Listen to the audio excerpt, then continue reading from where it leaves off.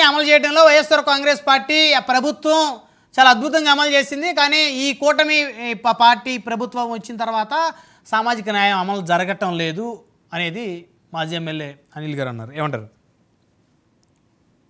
సామాజిక న్యాయం అంటే అర్థం తెలిసిన వాళ్ళు అయితే మనం చెప్పవచ్చు సార్.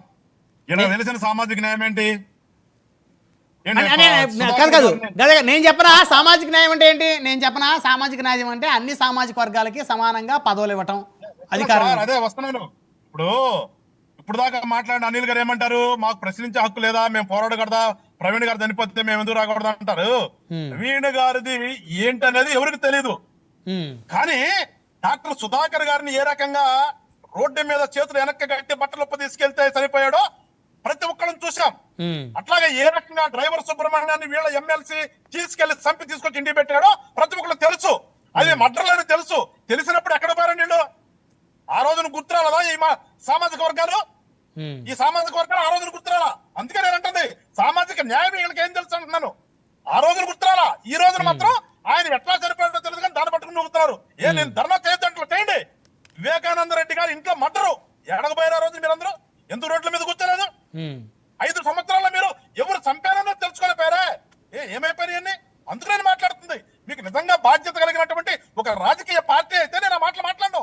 మీరు రాజకీయ పార్టీ కదా అన్నాం. కానీ గతంలో ఉన్నటువంటి ప్రెసిడెంట్స్ ఏదైతే ఎగ్జాంపుల్స్ ఉంటుందో అవి పట్టాలని మాట్లాడుతాను ఇవాళ. అంతేగాని ఆయన ఏదో మాట్లాడద్దు, రోడ్డు మీద రావద్దంట్లా.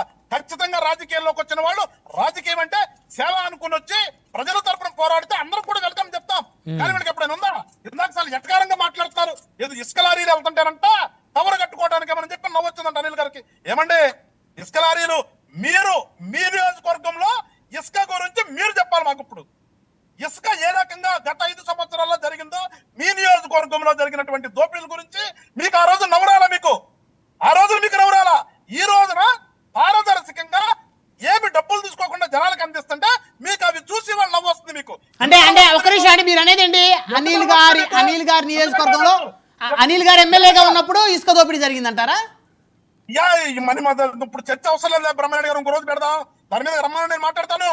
ఆయన నవ్వు వస్తుందంటే చెప్తాను నేను. ఒక నిమిషం ఆగండి.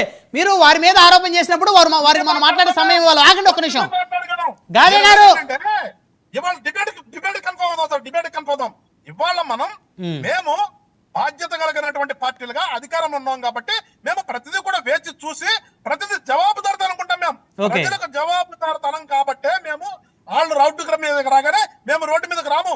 రోడ్డు మీదకి ఎప్పుడు ప్రతిపక్ష పార్టీలు పోషించినప్పుడు ప్రతిపక్షంగా ఉన్నప్పుడు ఖచ్చితంగా ప్రశ్నించాలి. మిమ్మల్ని కూడా ప్రశ్నించమంటున్నాం. మీరు ఏం ప్రశ్నిస్తున్నారు? మీరు దేని గురించి ప్రశ్నించారు? మీరు ఇందాకన్నారు మీరు మేము ఇచ్చిన హామీల్ని నెరవేర్చలేదు, రండి ఈ పలానా హామీని మీరు ఈ టైంలో నెరవేర్చలేదు అని మీరు రోడ్డు మీదకి రండి. అవి చేస్తున్నారు మీరు? అవి చేయట్లేదు కదా మీరు. ఏదో ఎక్కడ శవం కనిపిస్తే అక్కడ శవం. నిన్న కర్నూలుకు పోయారు హెలికాప్టర్ వేసుకుని. ఎక్కడైనా నాకు తెలిసినంత వరకు గతంలో ఎప్పుడైనా సరే ఒక నాయకుడు హెలికాప్టర్ వేసుకుని వచ్చి ఒక గ్రౌండ్ లో పెడితే హెలికాప్టర్ మీదకి జనం వెళ్ళినటువంటి సందర్భం ఏనాడైనా ఉందా? నిన్న ఎందుకు జరిగింది? అంటే భద్రతా వైఫల్యం అనుకోవాలా సార్? ప్రభుత్వం భద్రతా వైఫల్యం అనుకోవాలా? ఎందుకు జరిగింది? ప్రభుత్వం భద్రతా వైఫల్యమా? వైజాగ్ లో కోడికత్తితో పొడిపించుకునే అలవాటు గానీ, విజయవాడలో గులకరా ఇప్పించుకునే అలవాటు గానీ, నిన్నటి రోజున అందరూ రండి హెలికాప్టర్ ను చుట్టుముట్టండి. ఇది కదా వీళ్ళ డైరెక్షన్స్, ఇవి కదా వీళ్ళు చేసేది. అందుకు కదా నేను అరిసేది. లేకపోతే ఊరికి అరవం మేము. అందుకు కదా ఎప్పుడైనా ఏ నాయకుడు వచ్చినప్పుడైనా సరే కాదు మీ ప్రభుత్వం అంటే ఆయన భద్రత ఇవ్వడంలో ఫెయిల్ అవుతున్నారా మీరు? అన్ని ఎవడో తెలుసు సార్. ఎంతో భద్రత అండి. మీరు డైరెక్షన్ కదా, హెలికాప్టర్ ఆగుతుంది మొత్తం వచ్చి చుట్టుముట్టండి. సాయంత్రం వెళ్ళే డైరెక్షన్ లేదు. వాస్తవానికి కింద రవి గారు చెప్పినట్టుగా ఆయన వన్ వేనే అక్కడ వచ్చి దిగటం వరకే, మళ్ళీ వెళ్ళేటప్పుడైనా రోడ్డు వేనే. అది వాస్తవం. అది మీరు ఏం మాట్లాడతారు? మీరు ఎందుకు ఆ ప్లాన్ వేస్తున్నారు? గాదే గారు ఆగండి. మీద బురద చల్లాలి అనే ఒక ఆలోచనతో మీరు మాట్లాడుతున్నారు కానీ మేము అంటున్నాం అనిల్ గారు